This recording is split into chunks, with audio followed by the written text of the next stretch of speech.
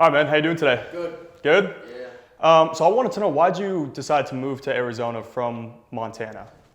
I was 18 years old, and someone had looked up to, Tim. I hadn't met him yet, but I'd seen he's from Great Falls, which was an hour away from where I'm from, and he was fighting on TV. It was like Bellator Fight Master. It was a TV show, and that was really cool to see someone from Montana on TV. And he flew back to Montana. He was already living in Phoenix to commentate a fight that I was on, and he said I had potential, and invited me to come down and train at a real gym, because in Montana you can't make it in Montana. You can't live in Montana and train there and be in the UFC, or at least you couldn't then. I don't know about now, probably still not, but he invited me down, and I flew down, as fast as I could, shortly after, and ended up moving down like a year later, saved up $2,000 and drove down by myself. How'd you save up that money? What were you doing before fighting? Were you like serving tables or bussing? No, I was working at a group home with 8 mentally disabled people from age. I think the youngest girl was like 20 years old, and the oldest guy was like 70, and they had all different. They were all different levels, so they all needed help doing chores. I would drive them to work, so I'd work from like 6 to 9, and I would go there, help them with breakfast, help them get their lunch ready, drop them off at work. Drive back, and then I'd go back to work from like 3 to 7 or whatever the hours were. And it was actually a really cool job, and it's probably something I'd do now if I had to work. If I had to work, I'd definitely do something like that. It was super rewarding. Their characters, I enjoyed being there. It didn't feel like work, and so it was a cool job, and it was a good way to save up money. And here, obviously, you train at MMA Lab. What's that atmosphere been like? And obviously, nowadays in the UFC, so many fighters switch camps for various reasons. Do you feel pretty loyal to them since you've been there for so long? And what's your experience been like there? Yeah, the MMA Lab's been a huge part of my career. Like I was an amateur. I fought like I had like 14 amateur fights. My last 3, 4, 5 amateur fights was at the lab. When I turned pro, was at the lab as well. And being able to train there with all the guys. Mario's in the UFC, Kyler's in the UFC, Casey Kenny's in the UFC. All the guys I've met at the lab and been able to train with have improved my game so much. So I train there, and then I train at my buddy Tim's gym, the one that had me come down. He has a gym on 95th Ave, Peoria, which is pretty close to here as well. So I train there. I train at the MMA Lab. I train with Brandon Harris in Scottsdale, and then I train at Tanquino's gym in Tempe. So I go to a couple different gyms around the area, but it's all with like the same people. I know you're from Montana, but you've been here for about 8 years now. Is it starting to feel like home to you? Yeah, Arizona felt like home, a couple years into it. Montana it wasn't for me. It was the weather first, the cold. I just didn't like the cold. I was never a fan of it. I'd rather deal with the summers here. And I don't know, I enjoy I live in Peoria. It's not like I live in downtown Phoenix, so Arizona is cool. But I feel like it's definitely home. What do you? I saw you had your mountain bike here. Is there anything specific that you really like to take advantage of here in the valley? No, there's some trails up around here that I like riding on my bike, but just the weather, especially right now in the winter. It's like I go outside with a light jacket on. I go outside without my shirt on. It's like a perfect temperature to where it's really enjoyable to be outside. Your name, your image, who you are, and fighting is like synonymous with weed, pretty much, right? Yeah. You're no stranger to it. But I wanted to know, how much does weed, or I listened to a podcast. You said you started to do it. It helped you kind of calm down a little bit. So how much did it help you as a fighter moving forward? As a fighter, I don't know if I feel like it's not necessarily just as a fighter, but just as a normal dude that enjoys it. This close to a fight, like I haven't smoked or used it for probably about 2 weeks, and I feel good. I definitely feel like it can be addicting, just like anything else. Just like you see the Starbucks line at 6 in the morning is out the window, and some of those people are against marijuana, but they're coffee addicts. So I think it's just another tool, just light caffeine. So I'd like to wake up and drink coffee every morning. I actually make the best coffee in the world, pretty much. Really? I've been making I make an AeroPress coffee, and I've been making it for the last like 5 years. It's like a 10-15 minute process, and I enjoy it. But coffee, I enjoy it in the morning, and marijuana, I enjoy it in the afternoon. So it's just another tool. it can be overused just like anything else. So I definitely learned that over the years, that you can smoke too much and, kind of become lazy, or you can use it as a tool and help you experience everyday things, that I like to do at night. Hot tub, cold plunge, with a little puff, it's more enjoyable. Mm-hmm. When did you realize, like, I'm going to make it as a professional fighter? This will be my career. This is what I'm going to be doing for a living. Yeah, I don't know. It was weird. Like, I just knew when I moved down here that I was, I moved down here and I got beat up every single day.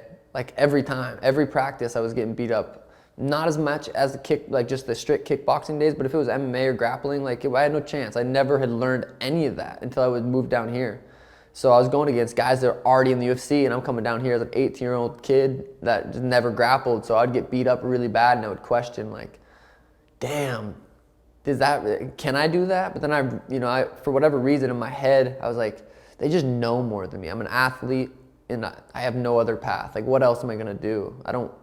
I wanted to be rich and famous. I wanted that since I was a kid for whatever reason. I feel like just some people want it. Some people don't care. And for whatever reason, when I was a kid growing up, I wanted that. It's like, this is it. This is my way. And then shortly after Connor blew up, Connor got on the scene. And I was like, seeing his, like, just, and I was like, damn, like, that's what I wanted to do, is be that guy. So then, Connor kind of paved the path and just kind of on my own journey. But I'd say when I moved to Arizona, I was like, this is it. I'm gonna make it. It was tough, but it worked out. Your parents are pretty traditional. Did they have any reservations, concerns, of like, Sean, what are you thinking moving to Arizona, trying to become a professional fighter? I know you were fighting amateurly in Montana, but that's a pretty wild dream to I go think after. they knew, like, because in school, it was like I went to like 3 or 4 different high schools, dropped out, left, went to like a boot camp style like GED thing. Like, they were just glad I was doing something like productive.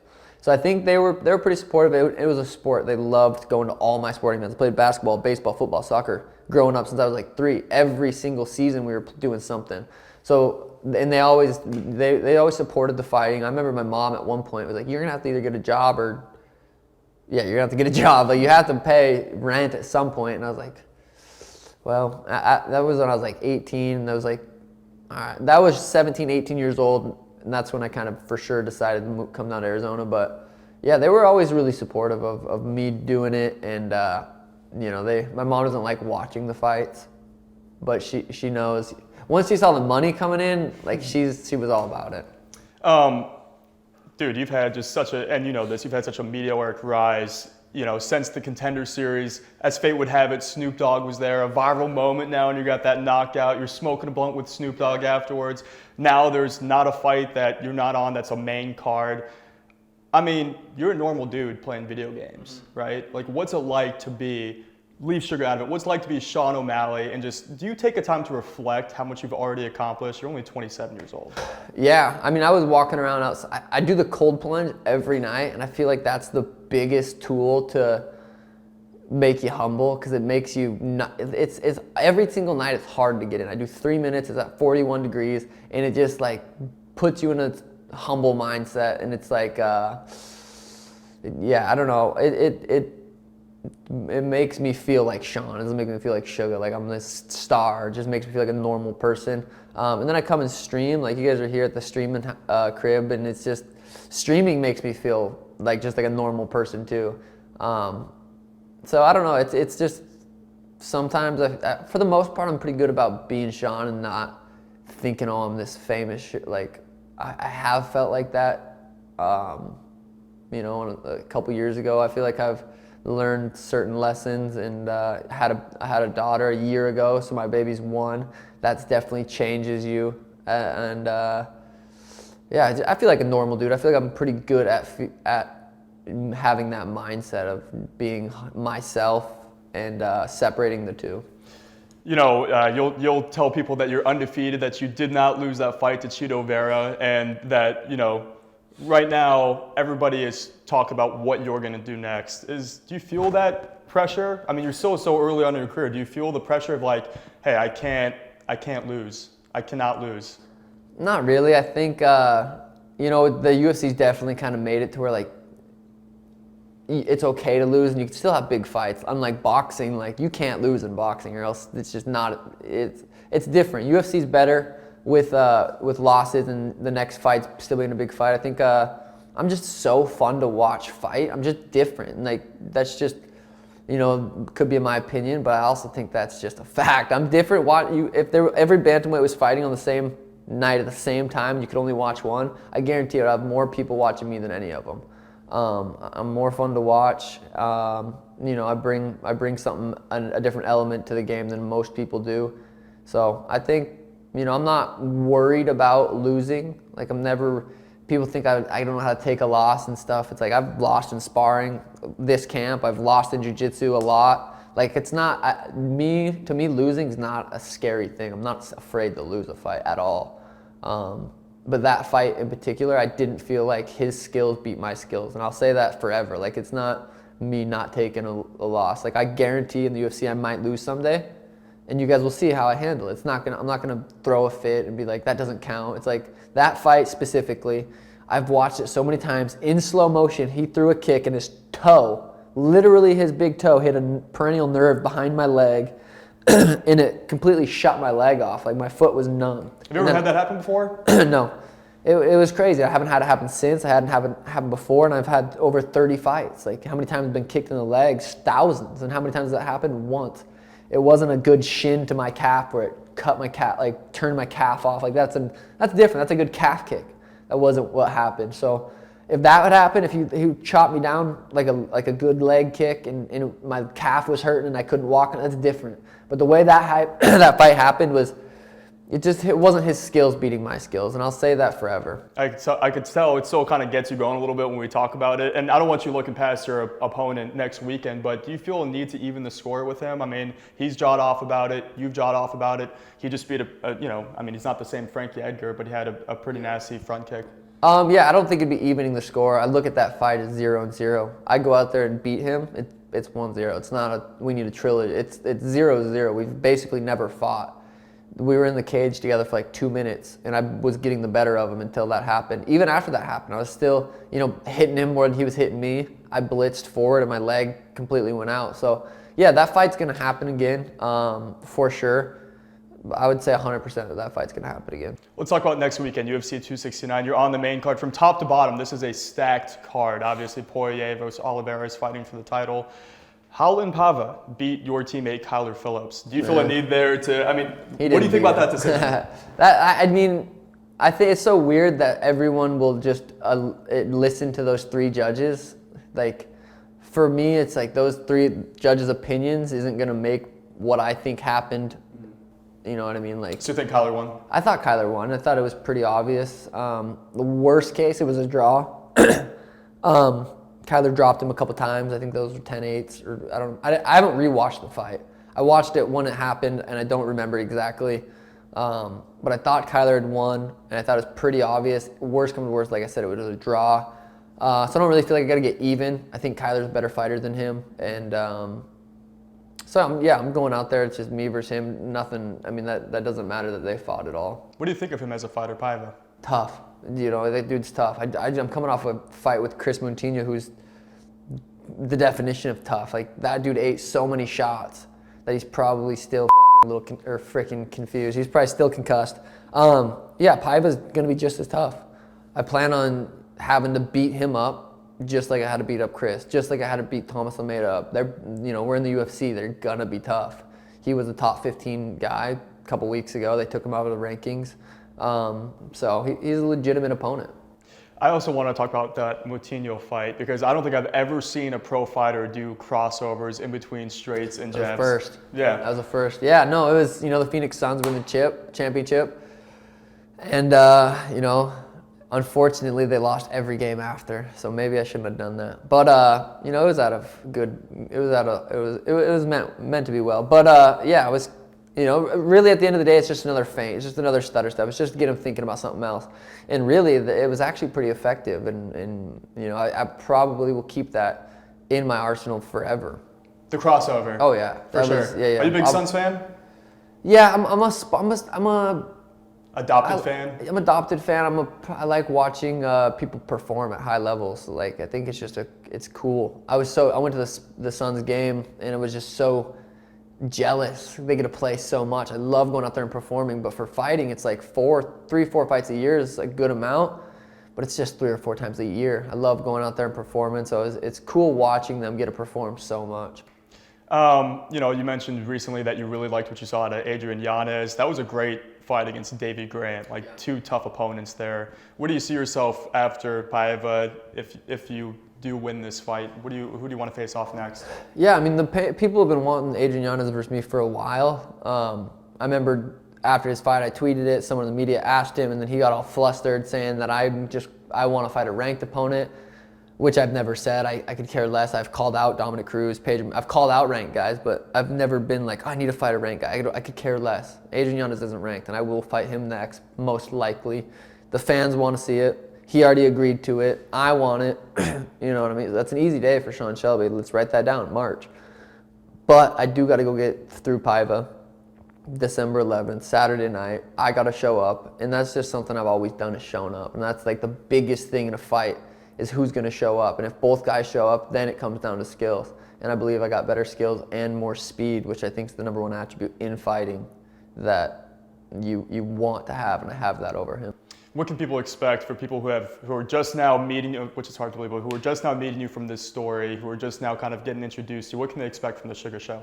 Better hair. My hair is it's looking crazy right now. We have some sweet hair coming. My girl Danny, she does hair for a living, and she's always she loves doing my hair. We've done the rainbow when I fought Eddie. We've done something different ever since. So the hair is going to be looking good come fight week, and I just think I'm one of the most entertaining performers alive right now in my specific art. And, I think when I fight, it just takes people out of their mind and into just watching in amazement of what I'm capable of doing. Is it the goal, obviously, is to be the 35 champ or to try to be the most entertaining fighter? There is a difference there. Yeah, of course. Being the champ is the end goal, but it's not like I'm 27. It's like fighting Adrian Yanez probably won't get me to the belt faster, but it's what the people want. It seems like a very fun fight. He's a great kickboxer. And you never know. The rankings really don't mean much. I go out there, knock out Paiva. I go out there, knock out Yanez. I might get a top 10, I don't know. I'm not really worried about it. Once I start fighting the top dudes in the world, you don't stop fighting the top dudes in the world. And I've got 10 years of fighting left. So, we'll see. Can you explain your hoodie real quick? Yeah, the unranked champ. Like I said earlier, if everyone in the bantamweight division was fighting at the same time, I'm getting the most eyes, guaranteed. I'm the unranked champ. I'm not ranked, and I'm the most popular fighter in the division. I feel like one of the most popular fighters in the UFC right now, and that's kind of where that came from, the unranked champ. I got to challenge you a little bit because Pedro Munoz versus Dominick Cruz, that's a great fight. I know it's on the prelims. Great fight, yes. But you got to have respect for those fighters. Of course. I mean, I've called them both out. I think they're both studs. I just, comes to a point where it's, they're on the prelims for a reason. Like, not because people are excited for that fight. Not as excited for that fight than my fight. And I'm fighting Paiva, who's not. Me and him aren't even ranked. Me and Paiva aren't ranked. We're not in the top 10. We're not in the top 15. They're in the top 10, and they're on the prelims. I don't even think they're the main event of the prelims. I don't know what that says. It really, at the end of the day, it doesn't matter. They're going to get paid the same amount as if they were fighting on the main card. I'm not getting pay-per-view points. I don't have to sell this fight. Charles Oliveira and Dustin Poirier have to sell the fight. I don't have to sell the fight. So I'm getting paid the same. They're getting paid the same. They get a fight earlier, which I'm kind of jealous because then they get to shower up and watch me fight. And I don't get to watch me fight, so they're actually kind of lucky. How would you do against Dominick Cruz's style? He's so unorthodox. So many strikers have had difficulty with it. How would you do against it? Yeah, Dominick Cruz is a very, very interesting fight. I think it's a tough matchup just because of his movement, but I think I'm faster, and I think I'm just, my timing's better. I called him out for a reason because I think I can win that fight. But it's Dominick Cruz. It's not an easy fight for anybody. Is there, I'm sorry, we'll wrap this up pretty soon, but I'm just curious. Is there, do you feel like you have to make a fight with a really dominant wrestler at 35 to prove a point to the UFC and some people who have criticisms about you? If I cared what people thought, probably it would be like, I just have, the more fame I've got, the more money I've made, the less I care what people think. For whatever reason, if you have a certain amount of money, like I don't have to care what people think. It just doesn't. Will I fight a wrestler someday? Yeah, 100%. That's gonna happen. Do I think I need to go fight a wrestler to prove to some guy on his couch that I can wrestle? No, I don't care. Like, I grapple every day. That's, part of my job. I know I can wrestle. I know I can grapple. Do I have to go out there and prove it? I think once someone tries, Paiva might try to take me down. Let's see. You know what I mean? We'll see. But to prove it to anybody, I don't really feel like I have to. You feel pretty good at 35. Do you think eventually we'll have to move up to 45? Yeah, I think eventually we can make a move up to 30 or 45. I feel pretty good at 35. My weight cuts were getting pretty hard. I'm actually a couple pounds less this camp than I have been the last 4 or 5, which is really nice. It's going to make that weight cut a little easier. Because the weight cuts, they're tough. But like I said, I'm a couple pounds lighter right this camp. I feel faster. I think the weight cut's going to go easier. So I'm actually excited for this weight cut. Is there any underrated fight on 269 that you think could be a sneaky good fight that fans should pay attention to? To be honest, I'm not exact. I know the card's sweet. I'm just trying to It's think a great card. Off the top of my head, I think Dan Igue's fighting Josh Emmett or something like Is that on that? Is that on I 269? think that might be the main event of the prelims. That's a gonna great be a fight. banger. Yeah. Dan Ige always comes to throw, same as Josh Emmett. I can't think off the top of my head exactly. I know pretty much every fight on that card is pretty sweet. Yeah, top to bottom, it's great. 269 is one of the best cards of the year. Although Jorge and Leon fell off, I still think it's one of the best. And this weekend, who do you got? The Riddell fight, great fight. Yeah. I don't even want to say the other guy's last name because I forgot it. Not forgot it, but it's hard for me to pronounce. Yeah, I know that. Rafael something. Fizz, something like that. That fight, I'm not sure. That guy's a good fighter. Yeah, that's going to be a good scrap. Yeah. And then Aldo Font. Who do you like? It's a toss-up for me. I think Font might be able to get the job done. He's got a great jab. I don't know. I hate predicting fights because I never know. Mm-hmm. But I'm going to be watching for sure. Anything last you want to add in that we didn't get a chance to? Maybe a last message to the fans for UFC 269. Sugashop.co. We got the unranked merch. We got all the other merch from all the other drops on there. It's going to be, UFC 269 coming out to 6ix9ine's unreleased song. He's going to be there with the boys, Steve, Bradley. I got a squad coming. It's some of the biggest entertainers on the internet right now are going to be there. And you're going to walk out like a walkout dance like Izzy? You're going to do something fancy? I can't dance. No? If I could dance, I would for sure do that. But I can't dance. I walk out. I'm just tunnel vision. I'm laser focused. I'm in a mindset that you can only get in, or I can only get in on fight night, and that's take this dude's head off. Like, I don't like thinking like that about anybody unless it's my opponent that night, or even fight week, or even this far out. I want to take that dude's head off. But it's just, fight or walkouts. It's a cool experience. You guys have any questions before we let them go? This is good. When you have some hands on you, man, what emotions are you feeling when you rock the guy, you see him stoned, what's going through your head? Good question. I'm a very patient fighter, and I think some people that rock people aren't used to rocking people, and they get excited and they gas out and they throw all their energy into trying to finish them. I'm very patient. I pick my shots. I know when I have someone hurt, and I'm always looking for a walk-off. I'm always looking for a viral knockout. So if I hurt someone, that's when the killer instinct comes in, but it's a patient killer instinct. It's not a try to get this guy out of here as fast as I can. It's a methodical assassination. I'm very careful with the shots I pick. If you hurt someone, they're dangerous. They have nothing to lose. They're gonna be throwing bombs. So I'm very patient when I hurt someone. Do you have a favorite knockout? Eddie's up there. The one before I was even in the UFC, the David Nuzzo knockout, which was actually here in Phoenix, was one of my favorite. The Alfred Shakian on the Contender Series was good. The Thomas Almeida one was sweet. I don't have a favorite. They're all up there. Hey, thanks a lot, man. Yeah, Really appreciate thank you guys. it. Thank you. Of course.